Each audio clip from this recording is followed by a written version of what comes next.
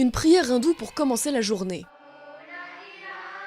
C'est l'une des centaines d'écoles à Bakou ouvertes dans l'Assam par le RSS, organisation ultranationaliste hindoue affiliée au BJP, parti au pouvoir.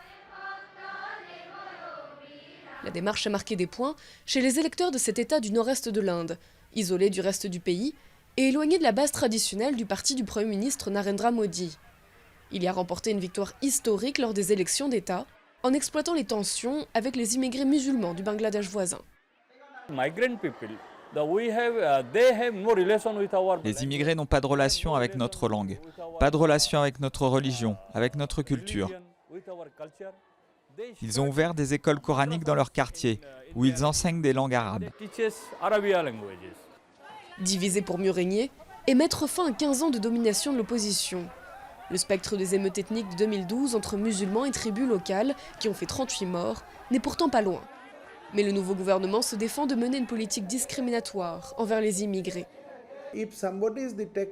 Si quelqu'un est repéré, nous le rayerons de la liste des électeurs. Puis nous réfléchirons aux autres mesures à prendre.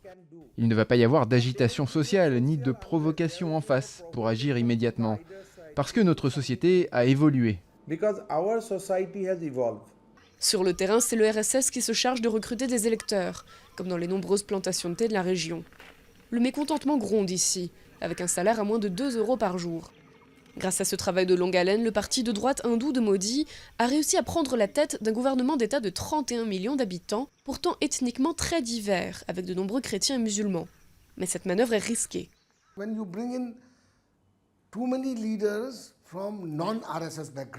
Quand vous intégrez trop de dirigeants qui ne viennent pas du RSS, il y a un conflit latent.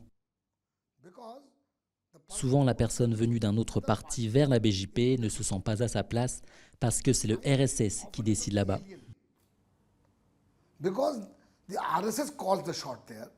Une stratégie pas forcément applicable à l'échelle d'un pays aussi hétérogène que l'Inde. Pour le BJP, le défi est donc d'étendre son pouvoir d'ici les élections nationales de 2019.